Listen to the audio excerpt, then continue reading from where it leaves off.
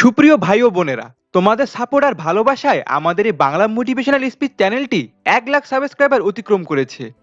তাই আজকে আমাদের তরফ থেকে তোমাদের এমন একটি ভিডিও উপহার দেব যা তোমাদের হতাশ মনে আশা জাগাবে। কিন্তু শর্ত হচ্ছে ভিডিওটি শুরু থেকে শেষ পর্যন্ত একটুও না কেটে কানে হেডফোন লাগিয়ে 2 থেকে 3 বার দেখবে। তো চলো পরীক্ষা কমন না পেলে বানিয়ে লেখার নিনজা টেকনিক সম্পর্কে ভালোভাবে জানি।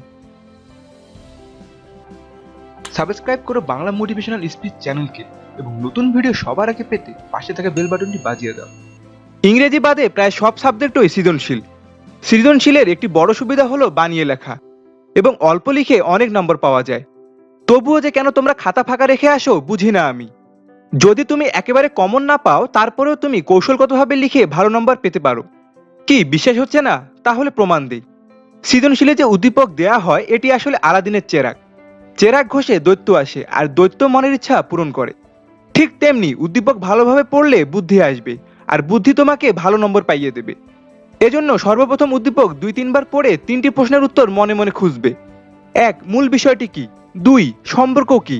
3. সমস্যা ও সমাধান কি? যেমন ধরো এখানে উদ্দীপকে বিপ্লব তার স্ত্রীকে নির্যাতন করে, শ্বশুরের কাছ থেকে গাড়ি আবদার করে। তার মানে এখানে বিষয়টি হলো যৌতুক। ব্যাস, মূল বিষয়টি বুঝলে সব ক্লিয়ার। এখন উদ্দীপকের সাথে প্রশ্নের সম্পর্ক নিয়ে ভাবো। ধরো তুমি জীবনে দেনাপনা গল্পটি পড়োনি, তবুও তুমি সুন্দরভাবে লিখতে পারবা।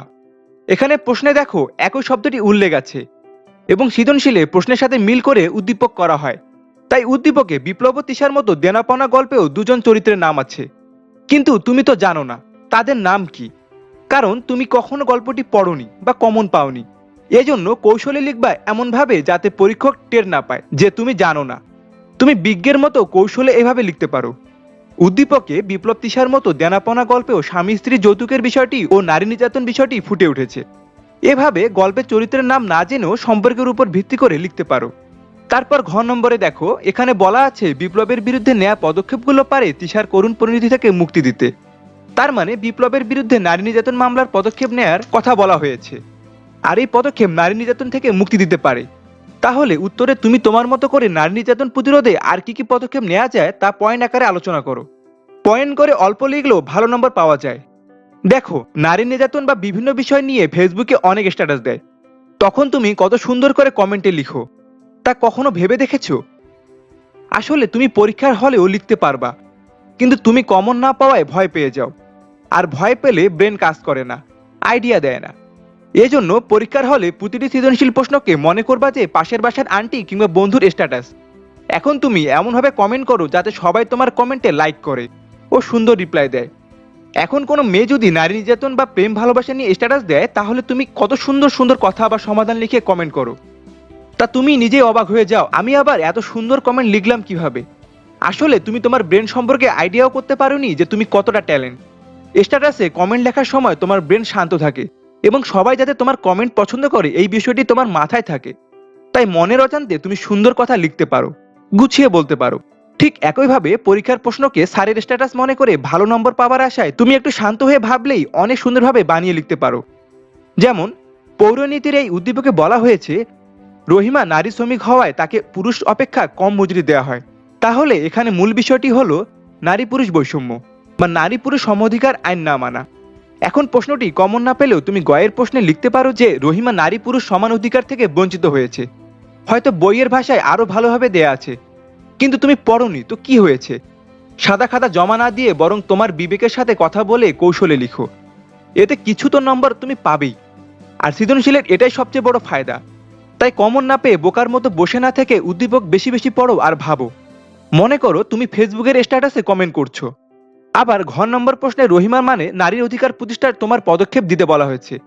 তার মানে তোমাকে নিজের মতো করে বানিয়ে লেখার সুযোগ করে দিয়েছে, আর তুমি বোকার মতো না লিখে বসে আছো। নারী অধিকার বাস্তবায়নে আজ যদি কেউ স্ট্যাটাস দিত তাহলে কত সুন্দর করে আইডিয়া তুমি দিতা আর বলতা নারীদের দৃষ্টিভঙ্গি পরিবর্তন করতে হবে, তাদের অধিকার আদায়ে সচেতন হতে হবে, প্রতিবাদ করতে হবে, আমাদের নারীদের পাশে এগিয়ে আসতে হবে, সভা সেমিনার মিছিল করতে হবে। আরো কত কি যে তুমি বলতা তা তুমি নিজেই জানো না। তুমি আসলে অনেক কিছু জানো, কিন্তু তোমার আত্মবিশ্বাস কম, ভয় পাও দ্রুত, হতাশ হয়ে যাও, হাল ছেড়ে দাও। এটাই তোমার দোষ। পদার্থবিজ্ঞান পরীক্ষায় যখন তুমি কমন পাও না তখন খাতা ফাঁকা রেখে আসো বোকার মতো। অন্ততপক্ষে দেওয়া আছে লিখে মানগুলো লিখলে ও সূত্র দিলে তুমি 1 অথবা 2 নম্বর পাবেই পাবে। যেমন এখানে গয়ে দেখো, হাতের ডান দিকে একটি টান দিয়ে দেয়া আছে লিখে লিখতে পারো এখানে ব্যাস ডি 10 মিটার, গভীরতা এইচ 10 মিটার, পাম্প চলার সময় টি 10 আওয়ার্স। আর এখানে যে সূত্রটা তোমার মনে হচ্ছে তা লিখে দাও, না হলে স্যার কেটে দিবে, কিন্তু সূত্র যদি লটারির মতো লেগে যায় তাহলে অর্ধেক বা ফুল নাম্বার পেয়ে যাবে। ঘর নম্বর প্রশ্ন ঠিক গাণিতিক বিশ্লেষণের জন্য দেওয়া আছে লিখে মানগুলো লিখবা, আর সূত্র যেগুলো তোমার মনে হয় সেগুলো লিখে সমাধান দেওয়ার চেষ্টা করবে। উত্তর কাছাকাছি হলে 4-এর পরিবর্তে 3 বা কেউ কেউ 4-এ 4 দিয়ে দেয়, তাই চেষ্টা করো ফাঁকা না লিখে লেখার। ব্যবসা উদ্যোগের এই প্রশ্নে উদ্দীপক পড়ে মূল বিষয়টি যেটা দাঁড়ায় তা হলো মিতুল নিজে থেকে কিছু করতে চায়, মানে উদ্যোক্তা হওয়ার চেষ্টা। এখন গ নম্বর প্রশ্নে বলেছে যে বাংলাদেশের ব্যবসা উদ্যোগ উন্নয়নে বাধাসমূহ লেখো, মানে তুমি ব্যবসা করতে গেলে কি কি সমস্যা হয়।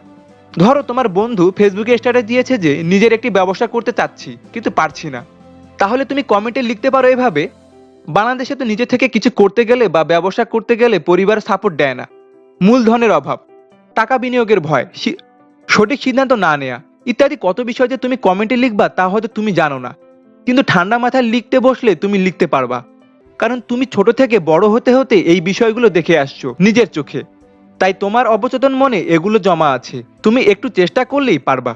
আবার ঘয়ে দেখো মিতুলের কর্মসূচি কি অবদান রাখতে পারে। মিতুল একজন উদ্যোক্তা ও ফার্ম বানিয়েছে, তাহলে এটি কিভাবে সবার সাহায্যে আসবে এটা তো লিখতেই পারো। যেমন ফার্মে অনেক বেকার লোকের কর্মসংস্থান হবে, সরকার ভ্যাট পাবে, এলাকার উন্নয়ন হবে, আরো কত কি। এখন তুমি বলো এই গ এবং ঘয়ের উত্তর লিখতে তোমাকে কি খুব পড়াশোনা করে আসতে হবে? মোটেও না। চোখ কান খোলা রেখে হরহামেশাই আমাদের চারপাশে যা হচ্ছে সেগুলোই সৃজনশীলের উত্তর লিখতে হয়। জীববিজ্ঞানের গ ঘ প্রশ্নে বেশিরভাগ ক্ষেত্রে গুরুত্ব বা আলোচনা করতে বলা হয়, যা নিজের মতো করে বানিয়ে লেখা যায়। যেমন এখানে গ নম্বর প্রশ্নে ক টিস্যুর বৈশিষ্ট্যটি চেয়েছে, তাহলে এখানে ওই টিস্যুর ছবি এঁকে ওটা সম্পর্কে যা জানো তা কয়েক লাইনে বা পয়েন্ট আকারে লিখো। ছবি বা চিত্র দিতে বলুক আর নাই বলুক নিজে থেকে ছবি দিবে, ছবি না দিলে যত সুন্দর লেখো না কেন মার্কস কম পাবা। আবার ঘ নম্বরে বলেছে খ টিস্যুর গুরুত্ব বলতে, তার মানে এখানে নিউরনের গুরুত্ব নিজের মতো করে পয়েন্ট আকারে লিখবা বা ছবি দেখে দেখে হুবহু আর্ট করবা। বায়োলজিতে যদি নাও লিখতে পারো তবে ছবি বা চিত্র এঁকে দিলে কিছু নম্বর তুমি পাবেই, তাই মিস করো না এটা একদমই। তথ্য ও যোগাযোগ প্রযুক্তি প্রশ্নের উত্তর তো আরো সহজ, কারণ এখানে বানিয়ে লেখার মতো অনেক কিছু আছে। এখানে উদ্দীপকে সিয়াম কম্পিউটারে গেম খেলে সহিংস হয়ে রাগী মেজাজে থাকে ও ঝগড়া করে, তার মানে এখানে মূল বিষয়টি হলো কম্পিউটারের ক্ষতিকর বিষয় তুলে ধরা। মূল বিষয়টি ধরতে পেরেছো, তাহলে গয়ের প্রশ্নে বলেছে কোন দিকটা প্রকাশ করে, তার মানে প্রযুক্তির ক্ষতি বা অপব্যবহার। খুব ইজি। এখন এ বিষয়ে যদি কেউ পোস্ট করতো ফেসবুকে তাহলে কত সুন্দর করে তুমি ব্যাখ্যাটাই না করতে, ঠিক কমেন্ট ভেবে পরীক্ষার খাতায় লিখলেই হবে। ঘ নম্বর প্রশ্নে নৈতিকতা বজায় রাখার গুরুত্ব ব্যাখ্যা করতে বলেছে, এটাও কমেন্ট লেখার মতো নিজেই বানিয়ে লিখতে পারো। রসায়নে বানিয়ে লেখাটা বেমানান, তবে বিক্রিয়া তুমি অবশ্যই লিখ, কারণ রসায়নে যত ভালোভাবে খাতা ভর্তি করে লেখো না কেন, বিক্রিয়া থাকলে যদি বিক্রিয়া না দাও তবে কোনো মূল্য নেই। বিক্রিয়া দিয়ে 2-3 লাইন লিখলেই ফুল নম্বর পাবে। তবে এখানে গ নম্বরে জারণ বিজারণ প্রশ্নটি তুমি লিখতে না পারলেও জারণ বিজারণ কি এবং এখানে কার জারণ আর কার বিজারণ হচ্ছে তা লিখলেও কিছু বা অর্ধেক নাম্বার তুমি পেতে পারো। একটা কথা মাথায় ভালোভাবে ঢোকাও, পদার্থের সূত্র, রসায়নে বিক্রিয়া আর জীববিজ্ঞানের চিত্র চাই চাই, দিতেই হবে।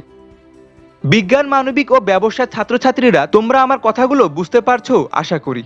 প্রশ্নকে ফেসবুক স্ট্যাটাস মনে করে কমেন্ট লিখবা পরীক্ষার খাতায়। এজন্য উদ্দীপক ভালোভাবে কয়েকবার পড়ে নিজেই নিজেকে প্রশ্ন করবা। 1. মূল বিষয়টি কি? 2. উদ্দীপক ও প্রশ্নের সম্পর্ক কি? 3. সমস্যা কি ও সমাধান কি? এই 3টি প্রশ্নই তোমাকে উত্তর দিয়ে দেবে, শুধু ঠান্ডা মাথায় ভাবো। আর হাবিজাবি অপ্রাসঙ্গিক কথা না লিখে মূল কথাগুলো পয়েন্ট আকারে লেখো। সাধারণত সৃজনশীলে পদক্ষেপ, গুরুত্ব, বৈশিষ্ট্য, তুলনা, সমাধান চায়, যেগুলো রোমান হরফে পয়েন্ট করে লিখলে ফুল নম্বর পাওয়া যায়। তোমরা যারা মনে করো খাতা ভর্তি করে লিখলে মার্কস পাওয়া যায় বেশি, তারা ভুল জানো। সৃজনশীলে মূল বিষয়টি কয়েকটি কথায় ভালোভাবে তুলে ধরলে পুরো নম্বর পাওয়া যায়। পরীক্ষায় সর্বোচ্চ নম্বর পাওয়ার উপায় নিয়ে আমাদের একটি ভিডিও যা 40 লক্ষেরও বেশি মানুষ দেখেছে এবং শুভেচ্ছা জানিয়েছে, আমাদের চ্যানেলে ঢুকলেই পেয়ে যাবে এই ভিডিওটি।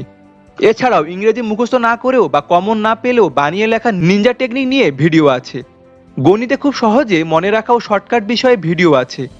আমাদের চ্যানেলে এই নামটাতে ক্লিক করলে তুমি সবগুলো ভিডিও পেয়ে যাবে। আর আমাদের অফিসিয়াল ওয়েবসাইট নিশিক্ত.com-এ সব দেয়া আছে, সাথে একটি অ্যান্ড্রয়েড অ্যাপ নিশিক্ত নামে প্লে স্টোরে পেয়ে যাবে। তোমাদের কোনো জানার থাকলে নিচে কমেন্ট করো ও যোগাযোগ করতে পারো এই ফেসবুক পেজের ইনবক্সে বা এই মেইলে।